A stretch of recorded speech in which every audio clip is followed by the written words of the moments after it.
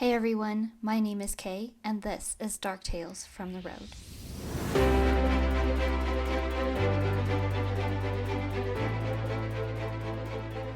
Hey there guys, happy Wednesday. Thank you so much for being with me today. I'm very excited about this episode in Maryland. But first, I want to keep expanding your mind and introducing you guys to new podcasts because I just know you'll love them. If you like mine, hopefully, you guys will love these other ones. We're going to be introduced to horror roulette. And yes, roulette meaning they literally like spin a wheel for all these crazy things and never know what you're going to get. So I am obsessed with this. Em and Nick do such a great job and are always keeping me on the edge of my seat. So here is a little trailer for them. Let's check it out. Hello and welcome to Horror Roulette, where you never know what you're going to get. We're your hosts. I'm Em, and that's my brother Nick. Each week we spin the wheel of misfortune to randomly generate an episode topic, which makes our lives miserable, but this podcast listenable. We've covered everything from the Toy Box Killer to Jack and Jill. From Ed Wood to Black Widows, we've suffered through it all. Find us wherever you listen to podcasts and check us out at horrorroulette.com. Listen if you dare. Yes, guys, definitely go check them out on social media and wherever you get your podcasts. I know you'll love it. So today we are going to be heading to Maryland. We are going to Kingsville, Maryland. Not a very big town, but we're going to be exploring the Jericho covered bridge. Very scary place. I love the stories. I love the story. I have a ton of personal stories. I'm so excited for that. Let's go ahead and get started. If you're new here, I'm going to do a little bit of history about Maryland. Things I had no clue about because I know nothing about Maryland. Then a little history about Kingsville. There's not much about it. And then we're going to dive into the covered bridge because it is awesome. All right, Maryland. So Maryland's a big part of history, guys. I think we all know this. So around 1608 is a man we all know named John Smith. If you've seen Pocahontas, that is John Smith. And so when I was looking at his story, he claims he did all these things in his life, but people really question it, and especially the story about Pocahontas. So he claims that she had saved his life. He was captured by her tribe, I think. Sorry, I may have mixed that up. And so saved him from execution because she fell in love with him, supposedly. And then she released him and he went to Jamestown and helped with setting Jamestown up.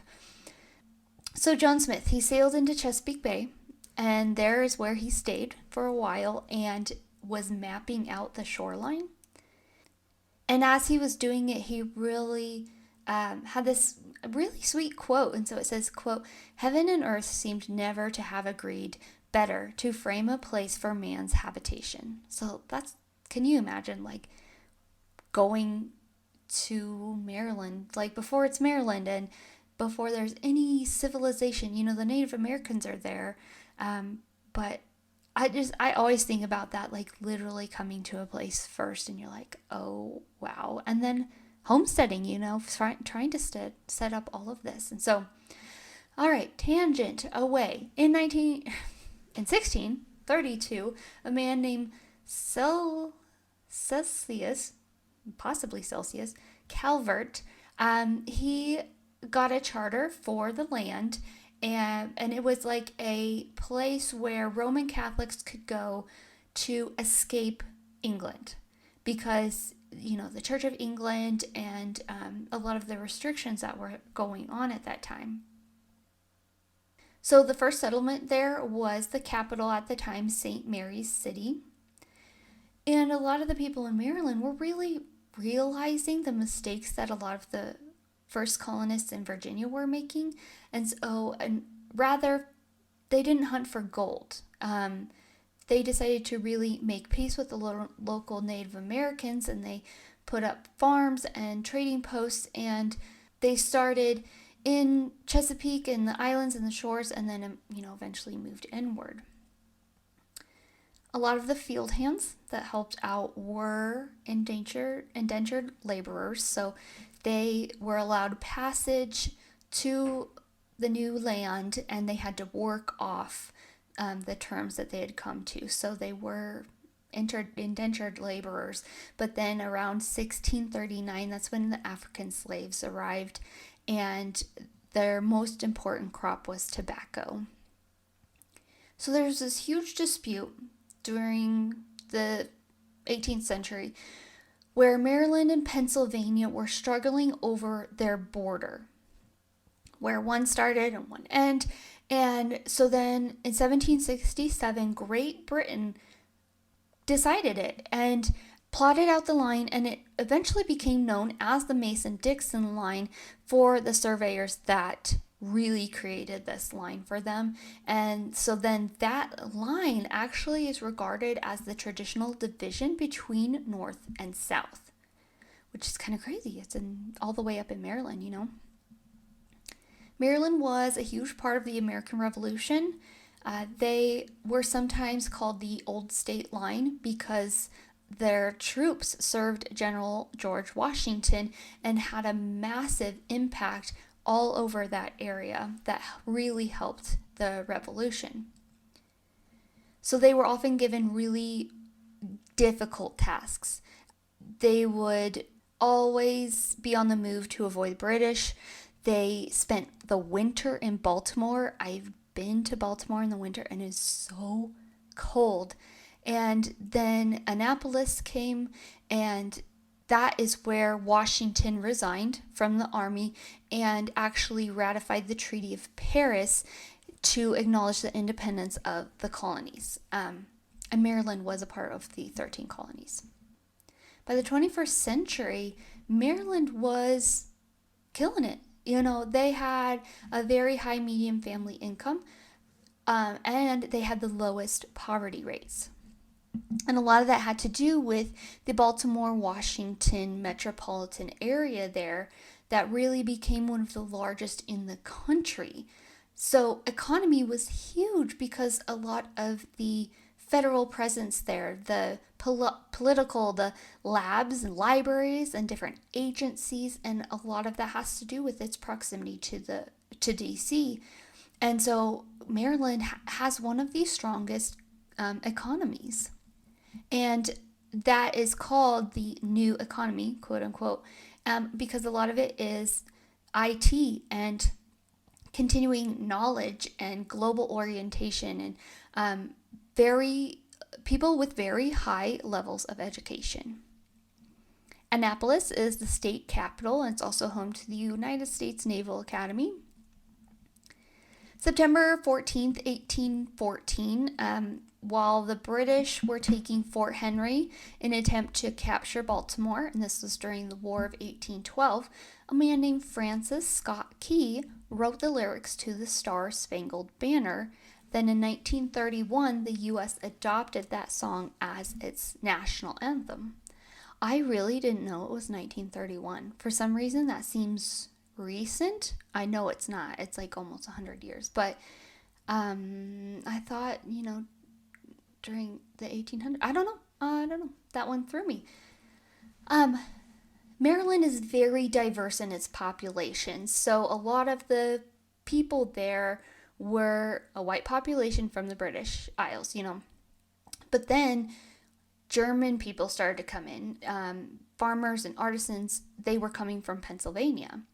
And then expansion just continued, especially during the Irish potato famine. And then Germans and German Jews, Russian Jews, Poles, Czechs, Italians, Greeks, they all came in. A lot of it due to, fleeing military and governments and stuff like that. That was around the 1840s. And so Baltimore became this huge center for immigration. But not just from Europe. There were a lot of people coming from the South who hated life in the South. They were tired of it. They were defeated after the Civil War. They were, their homes were gone, their farmland gone. And also many former slaves moved up to there. And that really established a huge Black community for freed slaves and then generations to come, So that's a little bit about Maryland. I have a short snippet for Kingsville. It's a semi-rural, it's unincorporated, and it's in Baltimore County in Maryland. It's a very small, very close-knit, and a very rustic community is how it described it. And it's, bound by Little Gunpowder Falls River, and then Big Gunpowder Falls River, and so that all joins together to the Gunpowder River. In 2010, the population was about 4,300 people. It was named after Abraham King, who died there December 15th at the age of 76. So he was a big deal. He acquired about 290 acres, about 1.2 kilometers squared? I don't know, of land in that area. And he lived a very full life there and had a huge impact in the community. So when he passed, that is when they named it Kingsville. All right, guys, I'm pumped. This is the Jericho covered bridge. It has a very long history, but at the time it's kind of short. It was built this time and it was refurbished and stuff like that. But the history of the paranormal, that is what's really big about this bridge. I've seen things where it's a Maryland tradition. Everyone knows that it's haunted. The Jericho Bridge, it's built as a Burr arch, B-U-R-R, arch. I didn't look up what that was, but it's trusses were wooden, and it's a covered bridge. There's not a lot of covered bridges, and so it is near the cities of Jerusalem and Kingsville. And so Jerusalem is in Harford County and Kingsville's in Baltimore County, but it's very near the Jerusalem Mill Village. It was constructed in 1865, and it's about 88 feet long and 14.7 feet wide. So 27 meters long, 4.5 meters wide. And it is open to traffic. They've refurbished it so much and put in steel beams and stuff like that. So it can hold the weight of traffic. You can still drive there. So a ton of rumors that it's haunted, especially about Civil War soldiers. A site, trigger warning, it is a site where they believe former Civil War soldiers had committed suicide. A little snippet here from onlyinyourstate.com. This was written by Melissa Mahoney on August 26th of 2022. She says, quote, "It's no secret that historic places sometimes have a dark past. However, nothing concrete has been found to explain some of the strange happenings reported around the Jericho covered bridge. There have been many chilling reports of apparitions throughout the years, several of which haunt witnesses for a lifetime. Some folks driving late at night told tales of their cars stalling for a few minutes while in the middle of the bridge. Many others have even reported handprints on their vehicles. While at this haunted covered bridge in Maryland, many witnesses have reported seeing a girl carrying a basket of flowers or a woman with a badly burned face. It is also local legend about a monkey-like creature with a long tail that protects the bridge. There's another tale of a red-eyed demon that lives under the bridge in order to keep away those he deems unwanted. The most horrifying tales, however, have come from those who have seen shadows of people hanging from the trusses above." So that was just a snippet of that article. Here is a random story I found, and I didn't put where it's from. It's probably in my show notes, but it says, quote, "I went onto this bridge with a friend who could see and sense spirits. When we stopped on the bridge, he started choking, and I said I needed to get him out of there, that he felt a 13-loop rope around his neck. When we got to a lighted area, rope burns were seen around his neck. I went back there about 3 weeks ago, and they They have since then placed cameras on each side of the bridge with signs to no loitering or stopping on the bridge. People probably still do that. Some of these I found are a lot earlier. Like I have a ton of stories, but they were in 2010. So who knows what they do now at the bridge. Here's another article from the Bellarion.com, BELLARION.com. I can figure this out, guys. So the topic is the Jericho Bridge really haunted? It's by Laura Impalpiara. Nope, can't say that one. September 11th of 2014. So she says, quote, living in Maryland means many things. You get way too excited over crab season. You treat Old Bay as sacred, and you don't understand how people don't know what lacrosse is.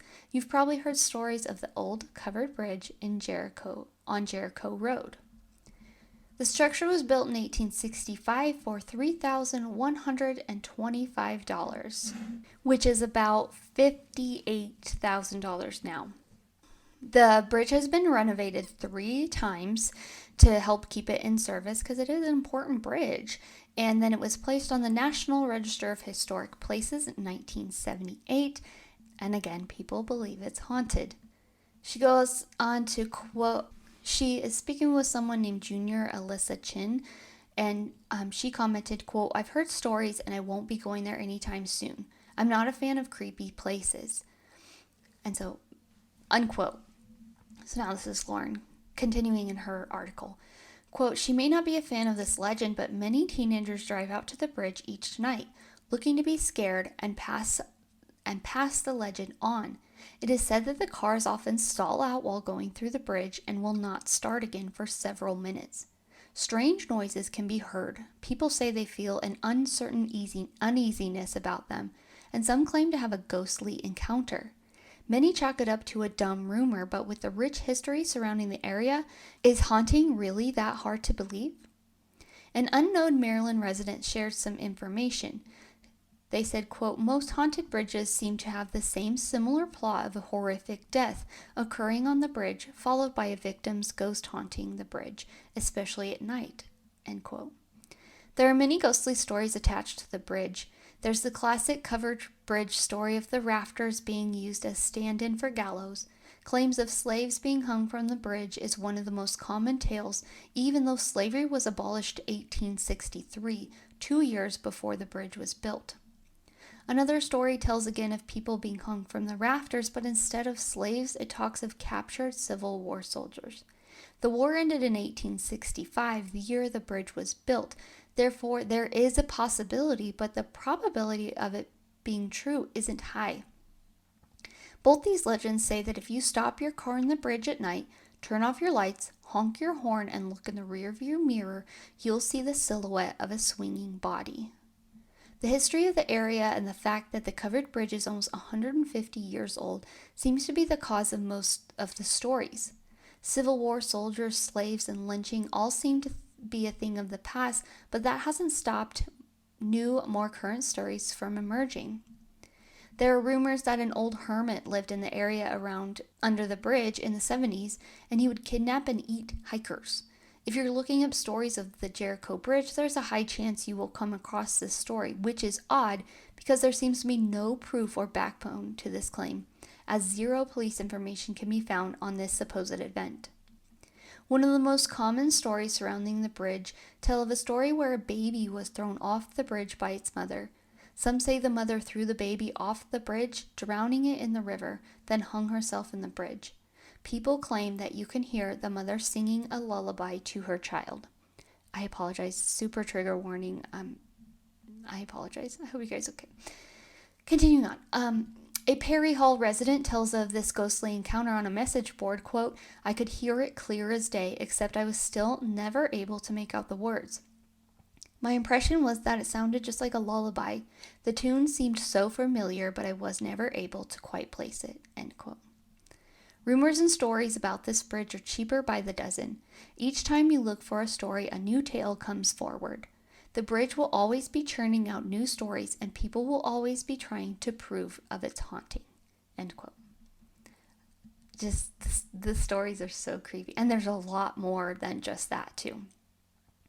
I have a short snippet of an article from katedolan.com. It's called Friday Night on Jericho Bridge, written by Kate Dolan in October 22nd of 2013.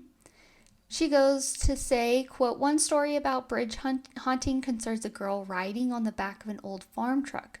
Since she was afraid of the dark, her father gave her a lantern for light, but she fell asleep and the lantern tipped over when he took a sharp turn. So the hay in the back of the truck caught fire. It spread so fast that by the time the farmer stopped the truck, it was too late to save the little girl. Her ghost is supposed to haunt the bridge, commenting on the lights from cars. There are a number of hanging stories too." Trigger warning. Supposedly 3 young men hung themselves from the rafters. Some legends say that runaway slaves were hung from the bridge after they've been caught. Some ghost hunters say that if you stop your car on the bridge late at night, you can see a body dangling from the rafters. Others say you can hear screams. There's also a story of a ghostly old woman in white carrying a basket of flowers. No clue about who this is either. End quote. Okay, these are more stories, but it's just kind of crazy what everybody experiences. So a couple more pages of stories here, and then we're done. So reddit.com, a user named Adorably Dead. It's a great username. This was 11 years ago. So it's called Return to Jericho Covered Bridge. They say, quote, "I was updating my blog and thought that reference no sleep." It's a great group to be in, guys. That's where I get some of my Dark Tales bonus episodes. So they thought it would enjoy this story. "About a year or so ago, I'd gone down to ghost hunt at the covered bridge in Jericho. A couple of creepy things happened, but nothing really awesome. Well, one night I was working and it's slow. I just waited for the clock to hit midnight so I can get the fuck out of there when Mr. C calls on TJ's phone." So they renamed the people in their story. So they go on to say, "It's them and 2 of their friends, and they want to know if I want to go ghost hunting with them. At first I told them no, it's late and I'm tired. Mr. C tells me they're going to Jericho Covered Bridge again to see if they can get any of the spirits to come out and see if anything more happens. They're especially excited because we'll be going after the, quote, the lady that crosses the bridge when, according to them, and people I've heard this story from, is when stuff really starts happening on the bridge. I oblige, but tell them I'm bringing my car this time since my car is the one with protections on it." So side note, after reading through this, they are pagan and no Wiccan also. So that's when he says he has protections on his car. It's a little witchcraft, Wiccan, pagan thing that he's doing. So just so you know. All right, continuing on. My shift ends and I go to my car and they're already waiting for me in the parking lot and one friend who has to go home. I follow them to their house and we park TJ's car and everyone piles into mine. I'm kind of tired and for once TJ's awake, so I let him drive. Automatically, I know that this night might not go as well as planned. We arrive at the bridge and drive right through and park a ways up.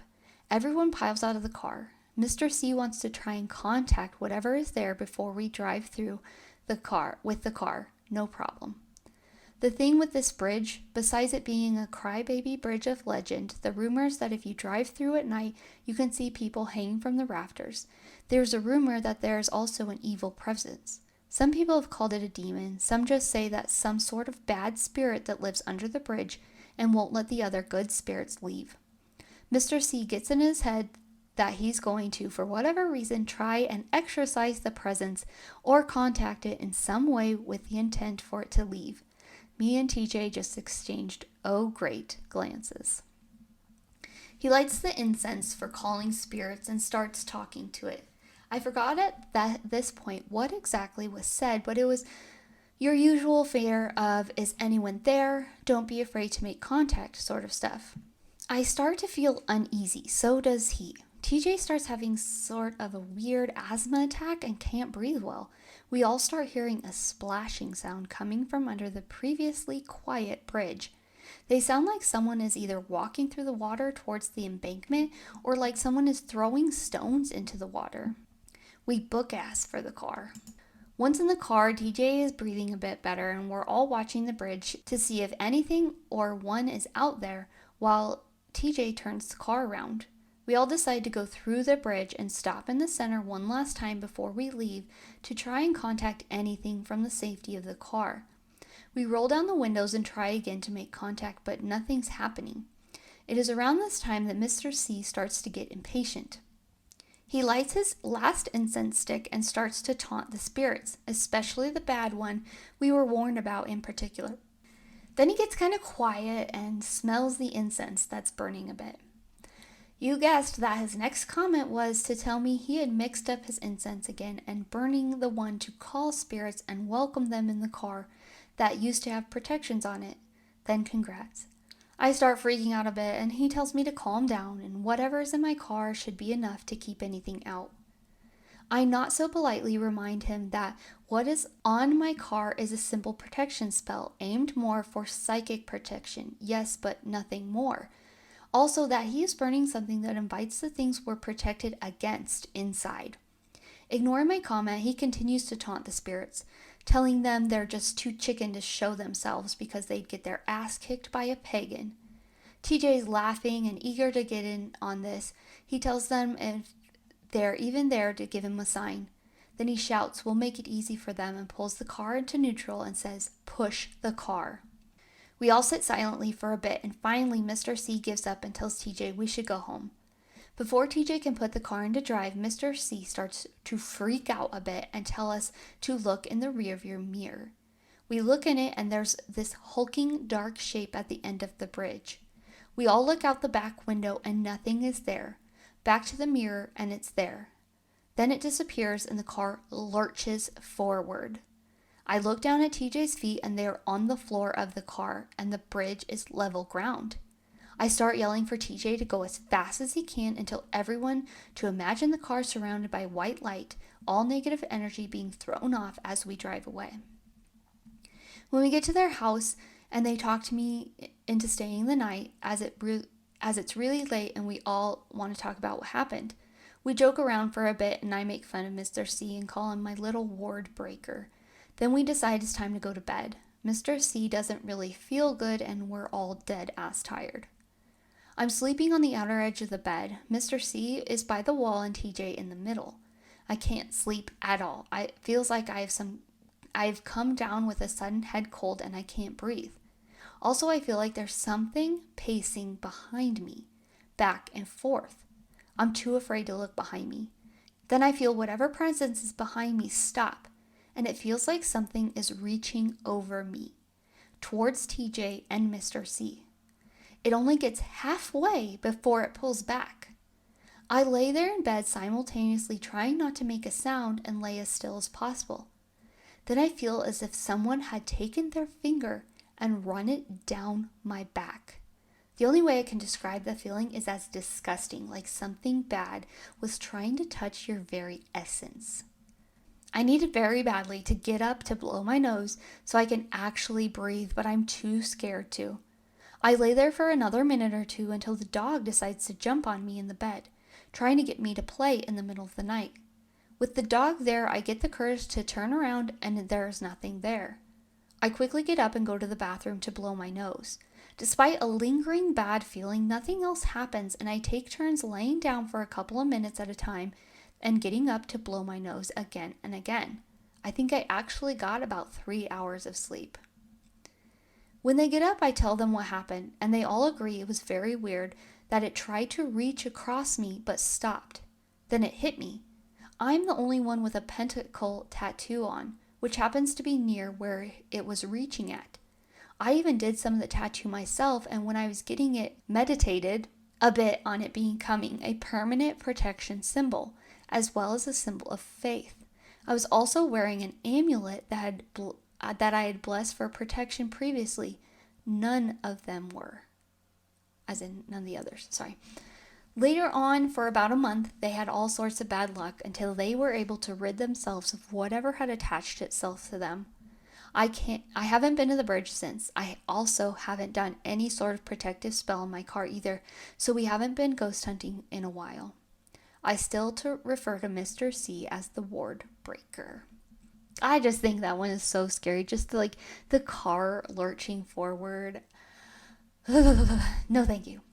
Okay, this is kind of the last bit, but it all comes from the same website, horrorstories.anthhonet.com.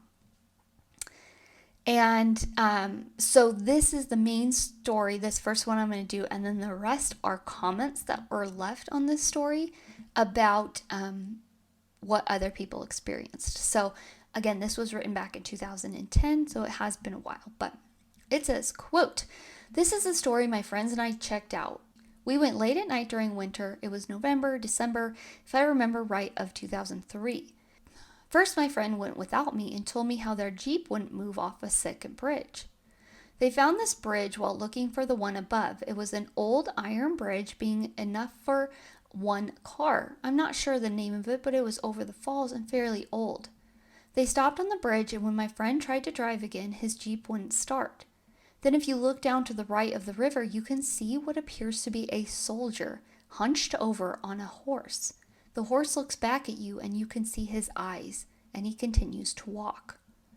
If you keep driving and look to the left of the fields, you'll notice someone walking along. They're dressed in what I can guess could be Civil War era clothing. The whole time you see numerous orbs and whatnot. Then we continued to look for the covered bridge and found it. On the way to the bridge, you could hear whispers in the woods and see what looked like cigarettes being lit. Once again, you saw plenty of orbs. Remember, this is late at night in a very off-the-road area without streetlights and lamps. During one point, I glanced out my window and saw a face right next to my car window. Needless to say, it scared the crap out of me. Then we reached the bridge and drove through, turned off the lights and checked to see if we could see anything, and we could. We actually saw 2 bodies, perhaps 3, hanging.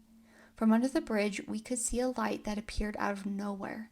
Each time we went through, we saw the bodies, and all you could see are the legs, the lower half. If you try to look for more, you simply won't see anything. My friends have gone back numerous times, and on the last trip after they did the bridge, someone appeared behind the car and was chasing them. It seemed to be a faceless being. I don't know what else you would call it. I hope you find this story interesting. Everything seems to be more awake during a cold night." All right, so these are the comments that were left of other personal stories. So I have a few of them. Quote, "My friends and I would go and play Ouija there, being silly." Yeah, that's your first mistake. "We always seem to have gotten a boy named Will. He told us that his father was a slave owner and that he had fallen in love with a young slave that eventually bore his child. He said his father was so furious that he had shot him and hung the girl and burned her, then threw the baby off the bridge. We don't know the area well, but our ghost had repeated a number over and over on the board. We asked if it was a date or a year. All was a no. He spelled out Black Gate and dig. So I thought this was stupid. Let's just drive around and look for a black gate. So we did, and oddly enough, we turned into Vanderbilt Court to turn around. In that court is a house with a black iron gate that surrounds it. The address on the mailbox was the number displayed on the Ouija. I get tears in my eyes just reliving that night because it was the scariest thing that ever happened to me.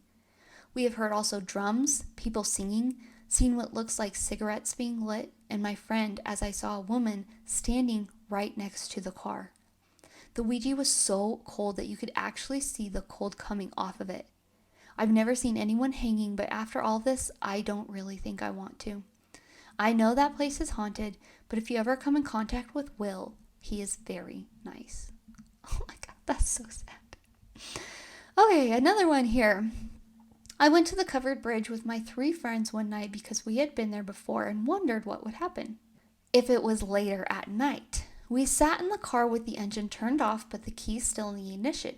We were all dead silent when I noticed a shadowy figure and saw something dripping. My friends all saw the exact same thing. It wasn't raining, but the front of the car was being hit by drops of water. In a panic, I insisted him to turn the car on and drive. When he attempted to the car wouldn't start. So he tried again and it still wouldn't start. Finally it did and we drove away. As days went on, things were happening. We saw figures of slaves standing on the side of the road staring as they disappeared. One morning, 2 days later, my sister was freaking out, swearing she was seeing a ghost that wanted to harm her. And one day I looked at my arm, there was a burn that spelled out safe. And after that, nothing weird happened until we decided to return to the bridge. As we drove closer, my friend suddenly got sick and threw up everywhere. She was throwing up blood. She's fine now, but the odds of her throwing up blood randomly and being fine the next day scared us. So we didn't go to the bridge that night. Don't go to the bridge twice, guys. A short one here. We went to Jericho Bridge and used digital tape recorders, and we taped a man telling me to shut the hell up, and also taped a little girl saying I'm scared and told us there were 4 ghosts there. Ugh. Another one. I've been to the bridge a while ago when I was about 17, and I can definitely say in my opinion that I've experienced this place is definitely haunted. Sometimes the grammar is so bad in these, guys. I'm so sorry. The first time I went, I was with my ex and 2 friends. When we got there, I thought, there is no way in hell I'm going to this bridge. The bridge had no lights on the road, and the only light there is as if the moon is out. I'm sorry. So I decided to stay in my car, hoping my friends would decide to stay with me. Well, this didn't happen. My ex and my 2 friends left me in the car and went to the bridge. I turned on the light inside my car because I was scared something would peer into the windows and scare the shit out of me. I could see the flashlights my friends were carrying in the distance in the bridge. Then all of a sudden I started hearing banging on my car. First a bang here and there, so I thought it was my friends messing with me. Then all at once it sounded as if 15 people or so were all around my car, banging on the roof, the sides, the back, the front. I started to scream and cry, "Stop, stop, stop!" I kept telling myself it was my friends, but since it was hard to see out the window due to the light, I couldn't tell who it was. Then I did see the flashlight still in the distance. I started to cry, realizing it wasn't my friends. Once my friends returned to the car, I had told them what happened, and they said they didn't even hear me scream. A few months later, I built up the courage to return to the bridge. My ex, 2 friends, and myself returned to the bridge once again. This time I forced myself to go into the bridge. When we got to the bridge, we looked at the end of the bridge on the right-hand side, and you could see what looked like a man leaning on the inside of the bridge. After staring at him long enough, he moved. Then we moved more deeply into the bridge. We stood in the middle of the bridge and became quiet. We listened, and I could hear whispering all around us. I could hear movement as if someone was walking around the bridge. Once we got to the end of the bridge, we looked back into the bridge before walking back through it to return to our car. We could see what looked like a body hanging from the bridge, just swinging back and forth. Then we walked back through the bridge and returned to our car. This is one of the most scariest places I've ever been to. This place is truly haunted. I plan on returning for more experiences soon. Crazy. That I liked that one because just like you can picture in your brain sitting in your car with people just pounding on it all over. It gives me chills. So this is the last story I have here. Then we are done with the bridge. So last night, me and a couple friends were hanging out watching ghost shows. My friend Lexi and her family had gone to some haunted places before and told us what about Jericho Bridge. A few of my friends were all kind of skeptics, but not after what had happened. We had come on this website beforehand, so we already knew what to look for. I had heard that people see orbs in the background of photos, so I brought my camera. We drove across the bridge like 10 times. Lexi was all excited and wanted to walk down the bridge, so we parked by the old stone building. I decided to take a couple photos, so I had my friends standing in front of the building. In almost all of the photos, you could see a very distinctive ball of light. Later on, we identified it as the orbs. This was just cool that I took pictures of almost everything. After we convinced the scared men to come with us, we walked down to the bridge. Along the way, we heard what sounded like footsteps in the woods, but me and my friend Paul just shook it off and said it was animals. When we got to the bridge, we stood underneath and we all felt sort of peace there. The smell of the wood, the sound of the water, it was just so peaceful that I forgot where I was. A car came through and honked at us. I was pissed, so I banged on their window. The guy eventually caught on and tried to leave, but I could tell he was freaking out because his car wouldn't start. It took him a few tries, but he got it eventually. We had driven around the bridge a few times, so we drove to the middle bridge a little while away. While we sat there, Caden thought it would be funny to taunt the ghosts and call them devils. I immediately felt something cold and sticky drip down my leg. I was freaked out, but I didn't tell anyone. I just shouted at him to shut up. Every once in a while, me and Paul would hear what sounded like humming. It was like a very high-pitched ooh, and I felt chills almost instantly. When we came back to the covered bridge and we tried to honk and flash our lights, we saw nothing at first, but when we were about to drive away, Paul was really pale. So I followed his gaze and saw what he looked to be bodies hanging from the rafters. You could only see the bottom halves, but it was still creepy. Needless to say, it was a pretty eventful night.